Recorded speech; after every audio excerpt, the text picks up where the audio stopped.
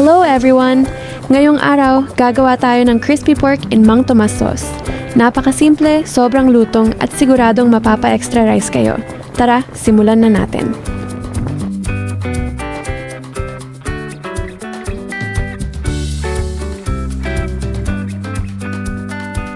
Sa isang kawali, ilagay ang ating 1 kilong pork. Mas okay kung pork belly ang gagamitin dahil sa perpektong layer ng taba at laman nito, siguradong juicy sa loob pero crunchy ang labas. Takpan lang natin ito at hayaang mag-render o lumabas ang sarili niyang mantika. Hintayin nating maging golden brown at extra crispy ang bawat piraso.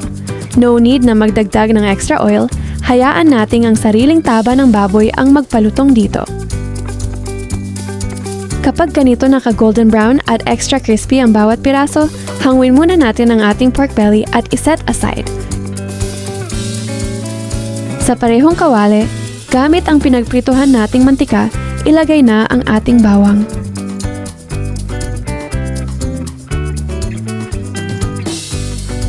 Isunod na natin ang ating sibuyas. Igisa lang natin ito kasama ang bawang hanggang sa maging translucent.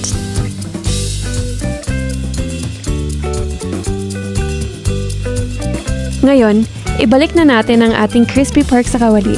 Haluin lang natin ng maigi.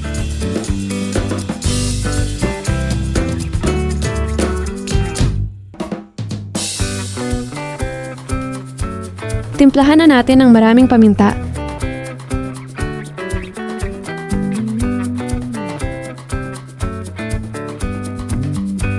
Ngayon, timplahan na natin ng asin.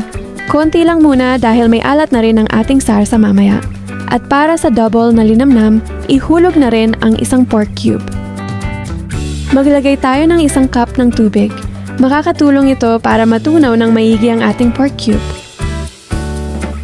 Haluin lang natin ng maigi para siguradong pantay ang pagkalat ng ating mga pampalasa. Saka natin ilagay ang ating dahon ng laurel.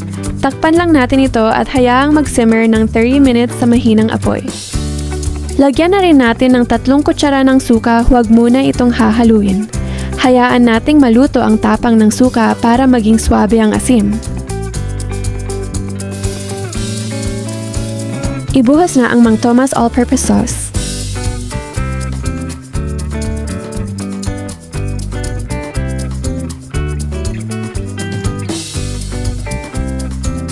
Dagdag din tayo ng kaunting light brown sugar para sa perpektong balanse ng tamis sa lahat. Halu-haluin lang natin ng maigi para bawat piraso ng crispy pork ay mabalot ng ating malinamnam na sarsa. Lutuin pa natin ito ng 3 hanggang 5 minuto. Para sa final touch, ilagay na ang sili at spring onions. Hindi lang ito pampaganda ng kulay, magbibigay din ito ng tamang anghang at sariwang bango sa ating ulam. At heto na ang ating crispy pork in Mang Tomas sauce.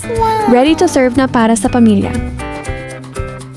Napakasimple lang pero siguradong mapapa-extra rice kayo rito. Subukan nyo na rin itong lutuin sa inyong bahay. Bago tayo magtapos, comment down below kung taga saan kayo at saan nyo kami pinapanood. Gusto naming malaman kung hanggang saan nakakarating ang ating mga recipe.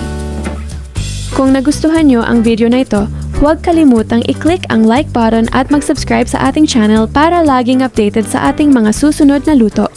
Maraming salamat sa panonood at kita-kits and happy cooking!